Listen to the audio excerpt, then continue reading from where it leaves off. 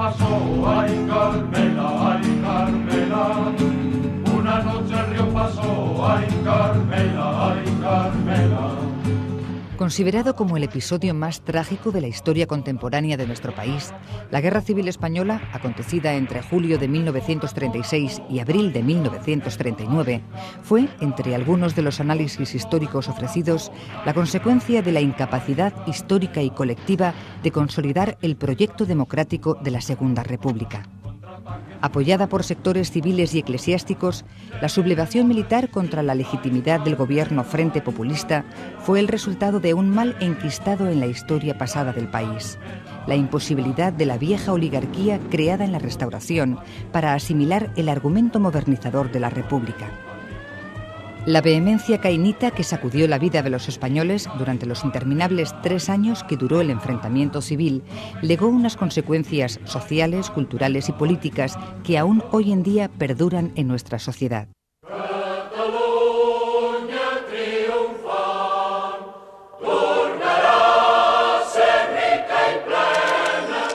Por todas partes se veían carteles revolucionarios flameando desde las paredes, sus limpísimos rojos y azules, que hacían que los escasos anuncios que los rodeaban parecieran manchas de barro. George Orwell describe de esta manera, en homenaje a Cataluña, el ambiente que respiraba en las calles de las ciudades españolas en la Guerra Civil. Un espacio escénico, el descrito por el escritor británico miliciano poumista durante la contienda española, evocado como nuevo ejercicio de reconstrucción histórica a través de la exposición Carteles de la Guerra, 1936-1939.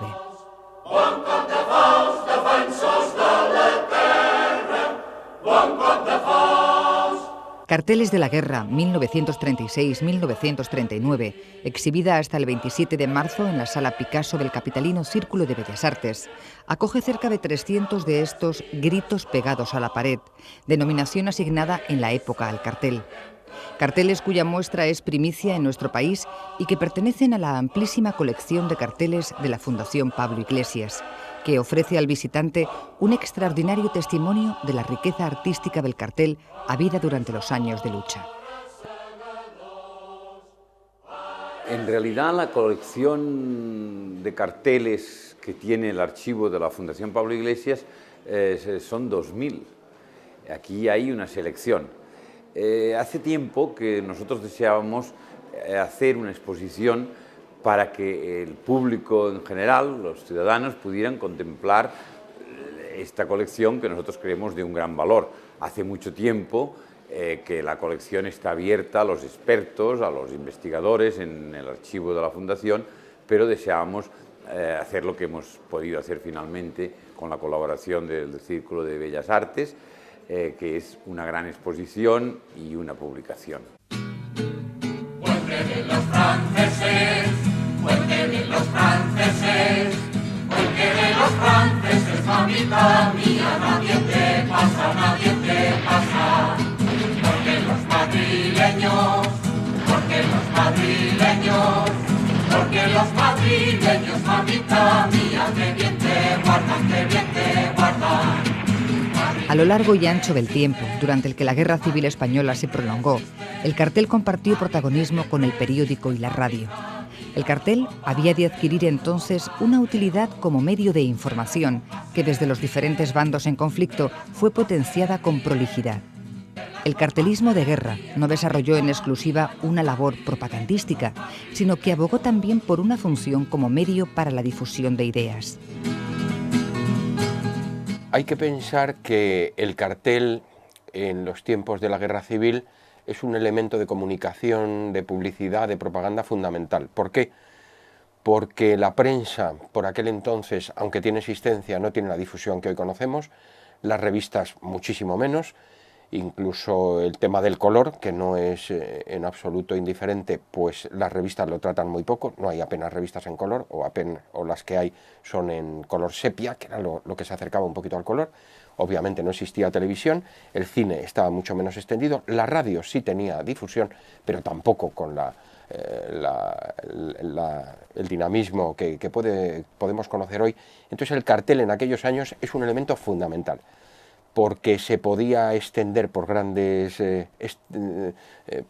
lugares, en muchos soportes, en paredes, en vallas publicitarias, y porque incorporaba el color, cosa que ningún otro medio de los que estamos hablando podía hacer.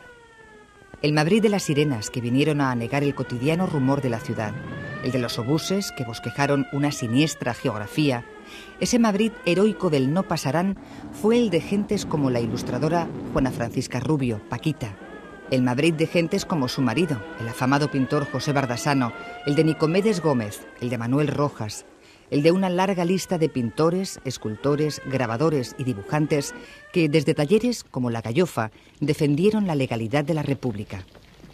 Formaron grupos de intelectuales, de artistas, y les daban un nombre rimbombante, ¿no? Y entonces mi marido dijo así, pues nosotros somos La Gallofa, lo peorcito de Madrid. Y le puso La Gallofa.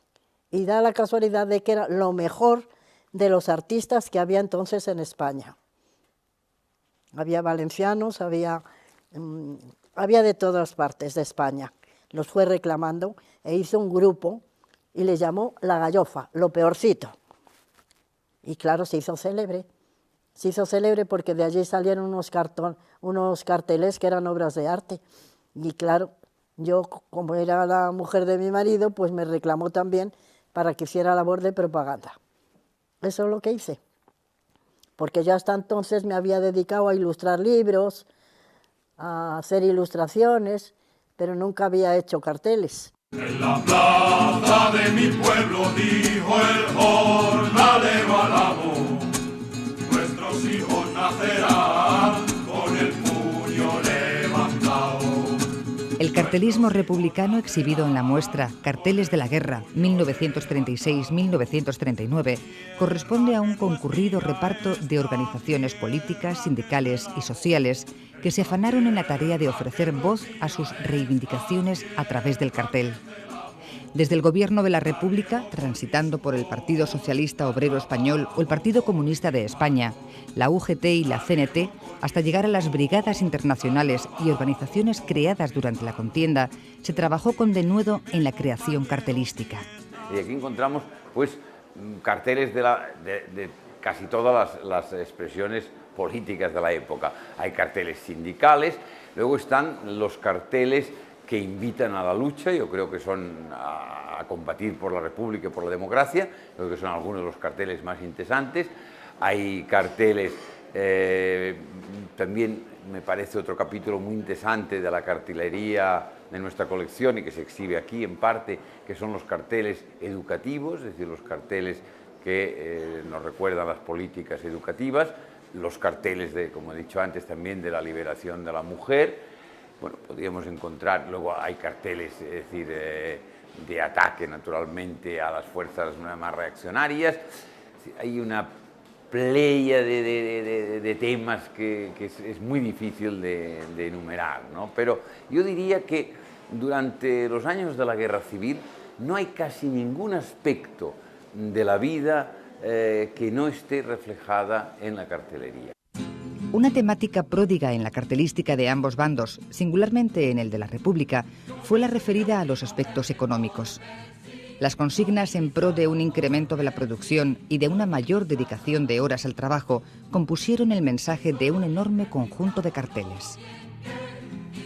A mí me interesa, tal vez como economista, y realmente creo que es un aspecto muy curioso de considerar esta cuestión económica. ¿Y por qué se hizo esto? Pues porque realmente se vio también, y en las distintas fases de la guerra resultó en algunos aspectos fundamental y primordial, que aparte del esfuerzo bélico como tal que había que hacer para ganar a los insurrectos, había también que producir, de una forma resumida, había que producir y producir más, producir mejor. Esto es lo que se llama en términos económicos el productivismo, que no es además único del bando republicano. Los nazis en Alemania, los fascistas en Italia con Mussolini insistieron mucho, y luego el propio Franco, una vez vencida la República, instaurada la posguerra, se insiste mucho en el tema del productivismo, producir más, ¿Por qué? Porque como había muchas carencias, se trataba de crear una dinámica y una mitología en torno al productor que debía de producir más de lo que ya producía antes porque el pueblo, la nación lo necesitaba.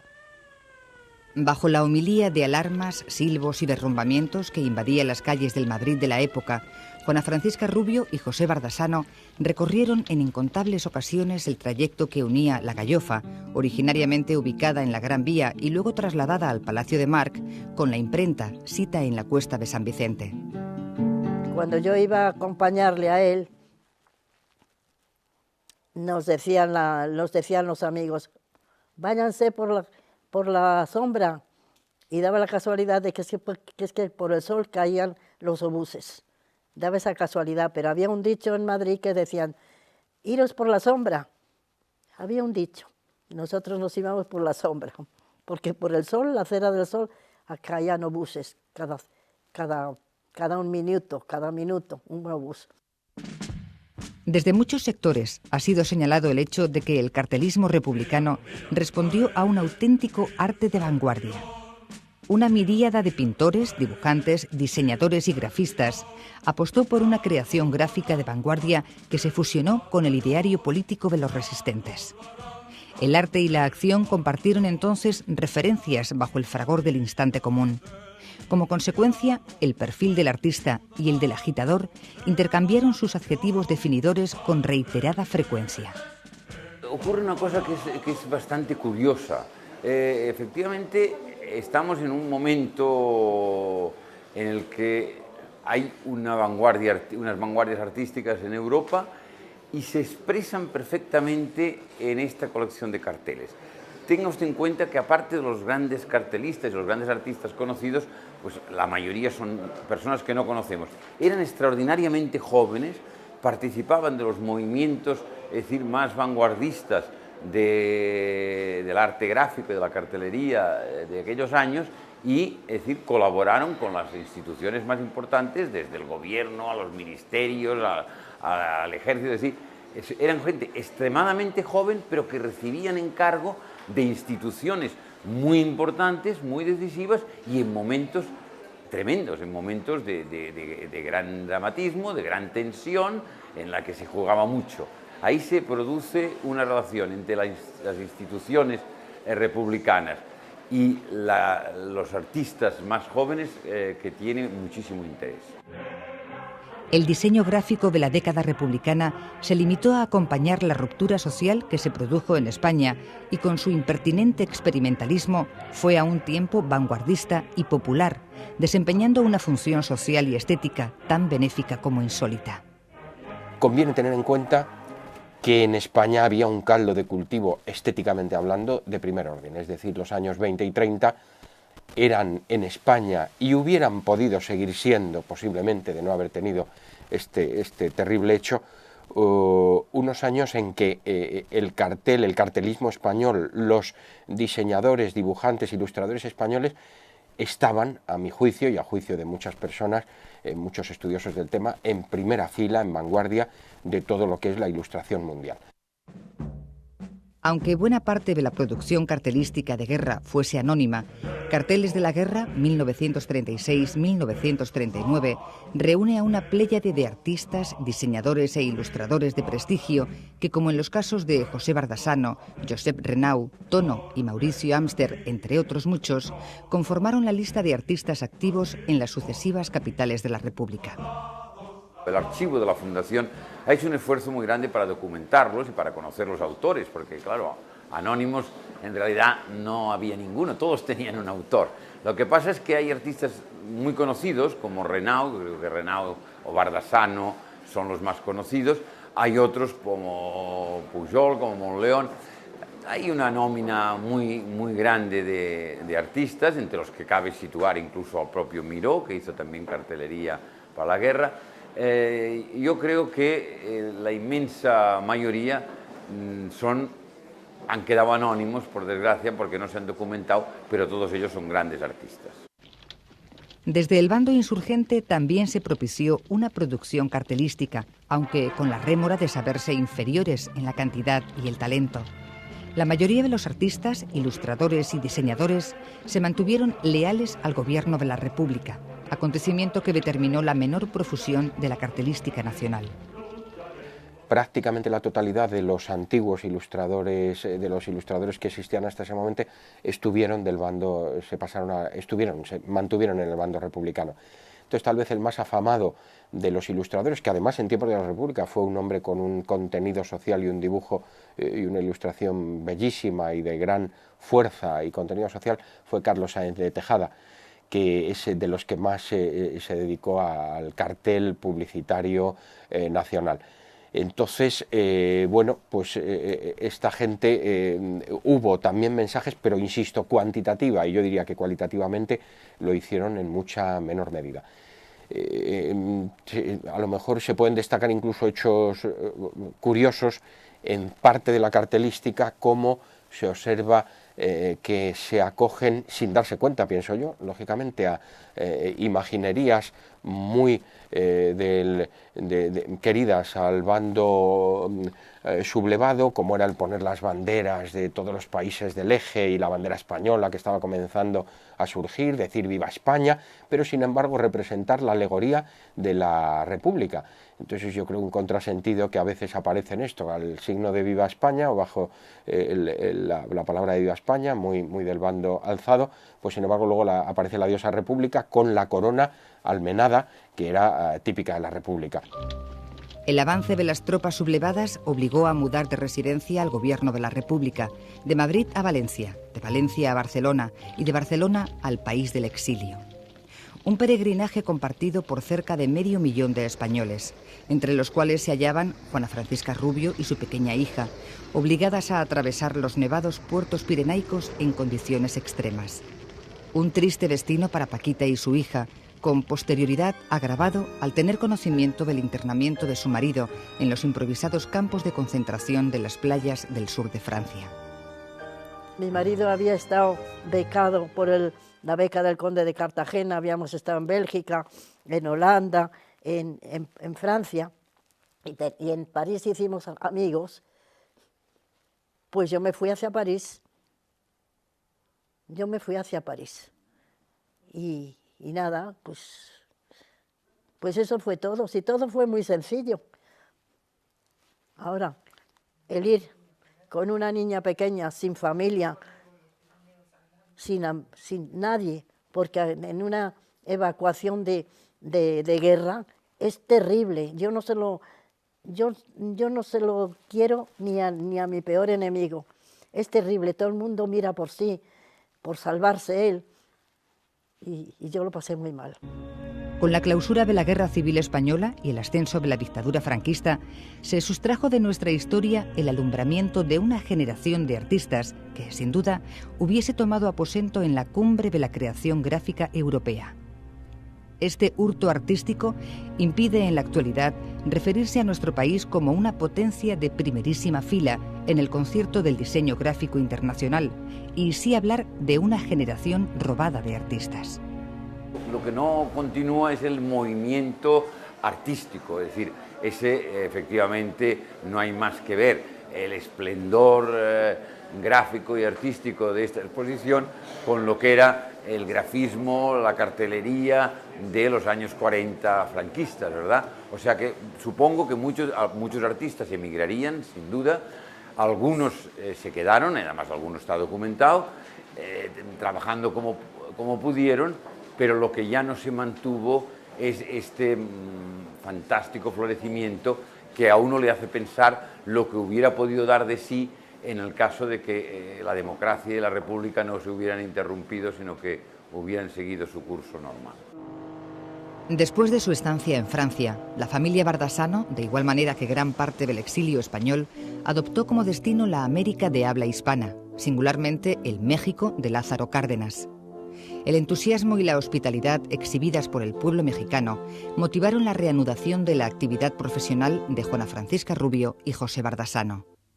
El presidente Cárdenas se llevó a los intelectuales y a la gente de campo, los reclamó, y entre ellos fuimos nosotros. Primero se puso en una agencia de publicidad hasta que hizo su primera exposición, ya se dio a conocer como artista y ya pues allí vivimos de su pintura, de los retratos que hacía, de los cuadros que hacía. Y yo le ayudaba. Yo ilustré allí varios libros, entre ellos Marcelino Pan y Vino, que es un cuento de niños, ¿no? El desesperado sino del exilio jalonó en gran medida la ulterior existencia de esta generación de artistas perdida, que mientras las armas no silenciaron su alarido de inquina, compusieron una obra descomunal y heterogénea sin precedentes en el mundo. En todos los terrenos hubo una necesidad por parte del bando vencedor de acabar en su terreno físico con todo lo que significaba y representaba algo referido a la República, y ahí tenemos el tema de toda la represión política, las cárceles, los fusilamientos tan enormes, en cantidades tan enormes que existieron. En el orden estético también tuvo lugar. Y entonces hubo un corte, una cesura clara, y al acabar la guerra, pues el 99% de los ilustradores que trabajaron para el bando republicano o fueron represaliados en términos físicos y dramáticos, o tuvieron que salir del país y no volvieron al país, no volvieron muchos de ellos al país, o volvieron a los 20, 30, 40 años, o volvieron de forma un poco no clara y utilizaron seudónimos para poder seguir ilustrando revistas, carteles, productos, utilizando seudónimos o haciendo ilustraciones de forma anónima. Las dudas y temores ante posibles represalias no influyeron en la voluntad de la familia Bardasano de regresar a su país de origen. De esta manera, a comienzos de la década de los años 60, Paquita y su marido regresaron a una España teñida de gris por la naturaleza del régimen. Pese a la dureza y las dificultades de los primeros años, Marbete incluido de sospechosos, la dictadura franquista no constituyó escollo para que, con el tiempo, se reconociese el talento artístico del gran pintor y dibujante que fue José Bardasano, fallecido en 1979. Había muchos que no podían volver, porque Franco los fusilaba, ¿no? Y entonces yo le dije a mi marido, porque le dio un ataque al corazón, un infarto, y me dijo que se quería morir en España, y le dije no, que nos podían hacer mucho daño, después de haber pasado 20 años en México. Y allí en México el marido, ya te digo, era un dios. Le querían todos los españoles, de un bando y de otro. Él me dijo que quería morir en España. Y le dijo que a él le importaba 3 pepinos quien estuviera en España y quien si fuera el jefe de la nación, le importaba 3 pepinos. Que él era español, quería morir en España. El cartel republicano conquistó un lugar de honor en el concierto internacional del cartelismo de todos los tiempos. Todo ello gracias a un grupo de jóvenes imberbes, muchos de los cuales no habían diseñado jamás un cartel, como en el caso de Pere Català-Pic. El celebérrimo escritor francés André Malraux diría del único cartel que idease Català-Pic que era el más famoso de los carteles de guerra de la historia.